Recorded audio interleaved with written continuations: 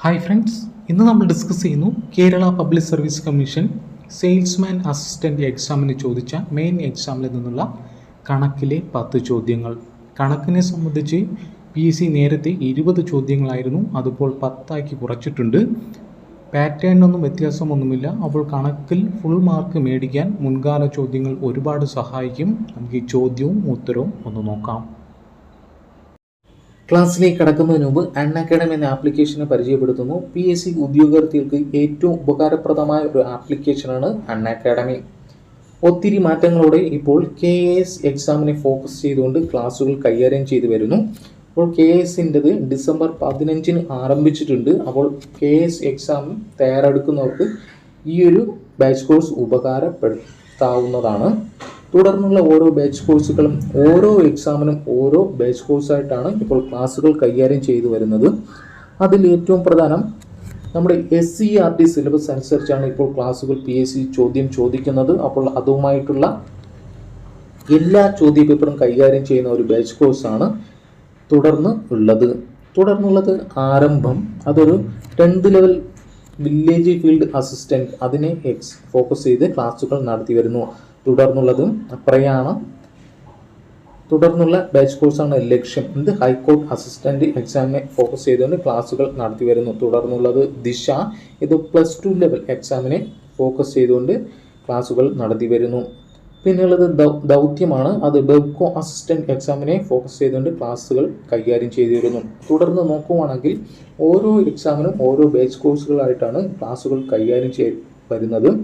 കൂടാതെ നമ്മൾ ചെയ്ത എക്സാം, അതായത് ക്ലാസ് അറ്റൻഡ് ചെയ്ത് നമുക്ക് പ്രയോജനമായോ എന്നറിയാൻ ഒട്ടനവധി ടെസ്റ്റ് സീരീസും മറ്റ് കോമ്പറ്റിറ്റീവ് എക്സാമുകളും ഒത്തിരി ഓഫേഴ്സും ഒത്തിരി സമ്മാനങ്ങളും ഇപ്പോൾ അവൈലബിൾ ആണ്. അപ്പോൾ എല്ലാവരും പ്ലാനൊക്കെ ഒന്ന് നോക്കുക. അപ്പോൾ കൂടുതൽ ഓഫർ ലഭിക്കുവാൻ RACADEMY10 എന്ന കോഡ് എല്ലാവർക്കും റെഫർ ചെയ്യാവുന്നതാണ്. കൂടാതെ ഡിസംബർ മാസത്തെ ഓഫറായിട്ട് പറയുവാണെങ്കിൽ 18 മാസ സബ്സ്ക്രിപ്ഷൻ എടുക്കുവാണെങ്കിൽ 3 മാസം എക്സ്ട്രാ ലഭിക്കുന്നതാണ്. അപ്പോൾ എല്ലാവരും ഒന്ന് ട്രൈ ചെയ്യുക. എല്ലാവർക്കും ഒരു ഗവൺമെൻറ് ജോലി ലഭിക്കട്ടെ. നമുക്ക് ക്ലാസ്സിലേക്ക് കടക്കാം.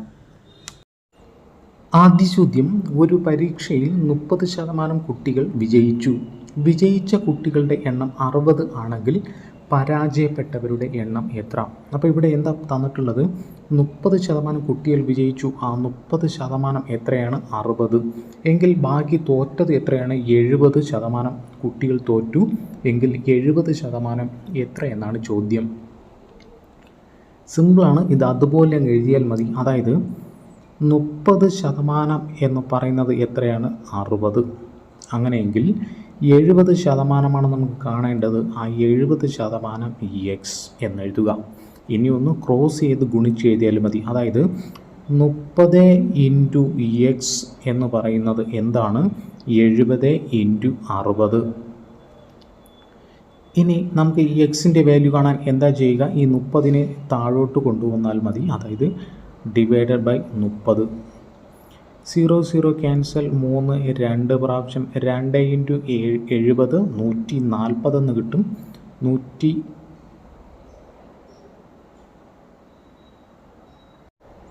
140 ഓപ്ഷനിൽ നോക്കുവാണെങ്കിൽ ഓപ്ഷൻ C ആണ് കറക്റ്റ് ആൻസറായിട്ട് വരിക, 140. അപ്പോൾ ഈ ഒരു സിമ്പിൾ മെത്തേഡിൽ നമുക്ക് ചെയ്യാവുന്നതാണ്. അടുത്ത ചോദ്യം, ഒരു ത്രികോണത്തിൻ്റെ കോണലുകൾ 2:3:4 എന്ന അംശബന്ധത്തിലാണ്. ആ ത്രികോണത്തിലെ ഏറ്റവും വലിയ കോണളവും ഏറ്റവും ചെറിയ കോണളവും തമ്മിലുള്ള വ്യത്യാസം എന്ത്? അപ്പോൾ ഇവിടെ ഒരു ത്രികോണത്തിൻ്റെ ആന്തരിക കോണളവ് എന്ന് പറയുന്നത് ടോട്ടൽ എത്രയാണ്? 180 ഡിഗ്രി. ബാഹ്യകോൺ ചോദിച്ചാൽ അത് 360. നമുക്കിവിടെ കോണളവ് അംശബന്ധത്തിലാണ് തന്നിട്ടുള്ളത്. അങ്ങനെയെങ്കിൽ ടോട്ടൽ അംശബന്ധം എന്ന് പറയുന്നത് ഇവയുടെ തുകയായിരിക്കും. 4 + 3 + 2, 4 × 3 7, 7 + 2 9. അപ്പോൾ ഓരോ കോണളവും കാണാൻ ടോട്ടൽ അതിൻ്റെ ആന്തരിക കോണളവ് അതേ ഇൻറ്റു 9ൽ 2 കണ്ടാൽ അതിൻ്റെ ഏറ്റവും ചെറിയ കോണളവ് കിട്ടും. 9ൽ 3 കണ്ടാൽ അതിൻ്റെ രണ്ടാമത്തെ കോണളവ് കിട്ടും. 9ൽ 4 കണ്ടാൽ അതിൻ്റെ ഏറ്റവും വലിയ കോണളവും കിട്ടും. നമുക്കിവിടെ രണ്ടും നോക്കാം. 9ൽ 2 ചെയ്യുമ്പോൾ 2 പ്രാവശ്യം 20 × 2 40. ഇവിടെ വലിയ കോൺ എടുക്കുകയാണെങ്കിൽ 4 കൊടുത്താൽ മതി. 4 × 2 20 × 4 80 എന്ന് കിട്ടും. അപ്പോൾ 40ഉം 80ഉം തമ്മിലുള്ള വ്യത്യാസമാണ് ഇവിടെ ചോദിച്ചിട്ടുള്ളത്. അപ്പോൾ 80 - 40 40. ഓപ്ഷൻ സി തന്നെയാണ് ആൻസർ ലഭിക്കുക. അടുത്ത ചോദ്യം, എ എന്ന സ്ഥലത്ത് നിന്നും ബി എന്ന സ്ഥലത്തേക്കുള്ള നേർദൂരം 15 കിലോമീറ്റർ. ഒരാൾ 6 മണിക്ക് എയിൽ നിന്ന് പുറപ്പെട്ട് ബിയിലേക്ക് 10 കിലോമീറ്റർ വേഗതയിൽ സഞ്ചരിക്കുന്നു. മറ്റൊരാൾ അതേസമയം ബിയിൽ നിന്ന് പുറപ്പെട്ട് 20 കിലോമീറ്റർ വേഗതയിൽ എയിലേക്ക് സഞ്ചരിക്കുന്നു. ഇവർ എപ്പോൾ കണ്ടുമുട്ടും? അപ്പോൾ ഇതിന് ഇക്വേഷനൊക്കെ ഉണ്ട്, പക്ഷെ നമുക്ക് അതൊന്നും വേണ്ട, സിമ്പിൾ ആയിട്ട് ഇത് ചെയ്യാവുന്നതാണ്. ടോട്ടൽ ദൂരം 15. 6 മണിക്ക് തിരിച്ചു. അതിൽ ഒരാളുടെ വേഗത മണിക്കൂറിൽ 10 കിലോമീറ്റർ, മറ്റേയാളുടെ വേഗത മണിക്കൂറിൽ 20 കിലോമീറ്റർ. നമുക്കിനി നോക്കാം. മൊത്തം 15 ഉണ്ട്. അരമണിക്കൂർ കൊണ്ട് ആദ്യത്തെ ആൾ എത്ര ദൂരം സഞ്ചരിക്കും? 5 കിലോമീറ്റർ സഞ്ചരിക്കും. രണ്ടാമത്തെ ആൾ അരമണിക്കൂർ കൊണ്ട് 10 കിലോമീറ്റർ സഞ്ചരിക്കും, അതായത് 10. അപ്പോൾ ഇവിടെ വെച്ച് എന്തായാലും സന്ധിക്കും. മൊത്തം 15 ആണല്ലോ. അപ്പോൾ അരമണിക്കൂർ തന്നെ നമുക്ക് ആൻസർ ലഭിക്കും. ഓപ്ഷൻ ഡി ആണ് വരിക. അപ്പോൾ ജസ്റ്റ് ഒരു ലോജിക്ക് മതി, ഇത് വേറെ ഇക്വേഷൻ ഒന്നും ആവശ്യം ഇല്ല. അടുത്ത ചോദ്യം, 2 മുതലുള്ള ആദ്യത്തെ 50 ഇരട്ട സംഖ്യകളുടെ ശരാശരി. നമുക്കറിയാം, ഇരട്ട സംഖ്യകളുടെ തുക കാണാൻ, തുടർച്ചയായ ഇരട്ട സംഖ്യകളുടെ തുക കാണാനുള്ള ഇക്വേഷൻ എന്താണ്? n × n+1. n × n+1.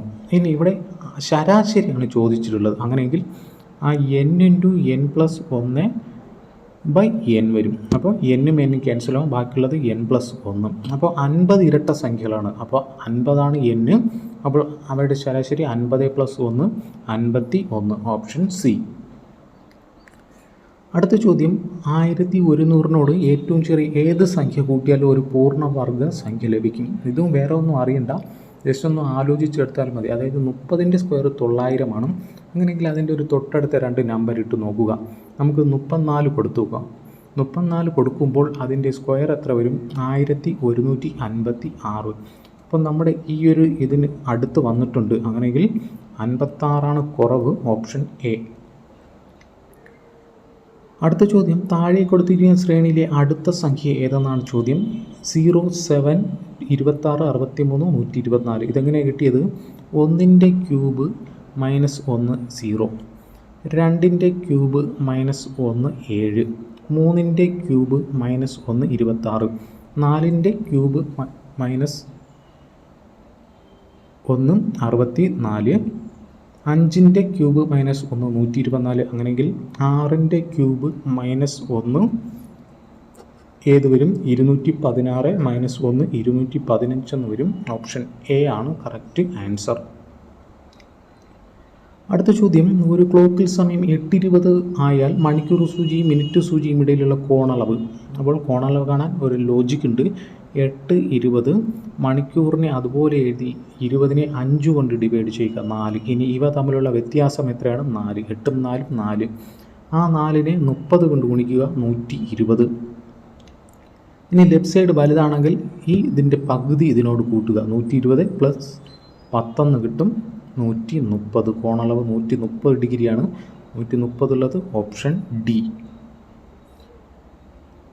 അടുത്ത ചോദ്യം, കിങ് എന്ന് പറയുന്ന GEJC ആയാൽ ലോഡ് എന്തെന്നാണ്. അപ്പോൾ അതെങ്ങനെയാണ് വന്നതെന്ന് നോക്കുക. നമ്മൾ ആൽഫബറ്റ് ഒന്ന് എഴുതി നോക്കുക. എഴുതി നോക്കുമ്പോൾ K കഴിഞ്ഞ് ബാക്കിലോട്ട് 3 ലെറ്റർ കഴിഞ്ഞ്, അതായത് 4ാമത്തെ ലെറ്ററാണ് G. അതേപോലെ L കഴിഞ്ഞ് ബാക്കിലോട്ട് 4ാമത്തെ ലെറ്റർ നോക്കുവാണെങ്കിൽ H വരും. O കഴിഞ്ഞ് ബാക്കിലോട്ട് 4ാമത്തെ ലെറ്റർ നോക്കുമ്പോൾ K വരും. അപ്പോൾ HK ഉള്ളത് ഓപ്ഷൻ സി മാത്രം. അവിടെ നിർത്തുക, ബാക്കി ആൻസർ ചെയ്യുക. അടുത്ത ചോദ്യം, ഒരാൾ എ എന്ന സ്ഥലത്ത് നിന്നും നേരെ കിഴക്കോട്ട് 5 കിലോമീറ്റർ സഞ്ചരിച്ചു. അപ്പോൾ ഡയറക്ഷൻ അറിയണം. വടക്കാണ്, തെക്കാണ്, കിഴക്കാണ്, പടിഞ്ഞാറ്. അപ്പോൾ ഒരാൾ എ എന്ന പോയിന്റിൽ നിന്ന് കിഴക്കോട്ട് 5 സഞ്ചരിച്ചു. ശേഷം അവിടെ നിന്ന് വടക്കോട്ട് 3, വീണ്ടും അവിടെ നിന്ന് നേരെ പടിഞ്ഞാറോട്ട് 1. ഇപ്പോൾ ബി എന്ന സ്ഥലത്തെത്തി എങ്കിൽ എയും ബിയും തമ്മിലുള്ള ഷോർട്ട് ദൂരം എത്രയാണ്? അപ്പോൾ ഇവിടെ ഈ 5 എന്നുള്ളത് 4ആയി, കാരണം 1 ഇവിടെ കുറഞ്ഞു. പിന്നുള്ളത് മുകളിലോട്ടുള്ളത് 3. അപ്പോൾ 3, 4, 5 പൈതഗോറസ് സിദ്ധാന്തം അനുസരിച്ച് 5 ആണ്. Option B. അടുത്ത ചോദ്യം, ഒരു ക്യൂവിൽ അരുണിൻ്റെ സ്ഥാനം മുൻപിൽ നിന്ന് 17ാമതാണ്. അപ്പോൾ ഒരു ക്യൂ ഉണ്ട്, അരുണിൻ്റെ സ്ഥാനം മുൻപിൽ നിന്ന് 17, അപ്പോൾ അതിന് മുമ്പ് 16 ആൾക്കാരുണ്ട്. പുറകിൽ നിന്ന് 33ാമതാണ് എങ്കിൽ 32 ആളുണ്ട്. എങ്കിലല്ലേ 33ാമത്തെ ആളാകൂ.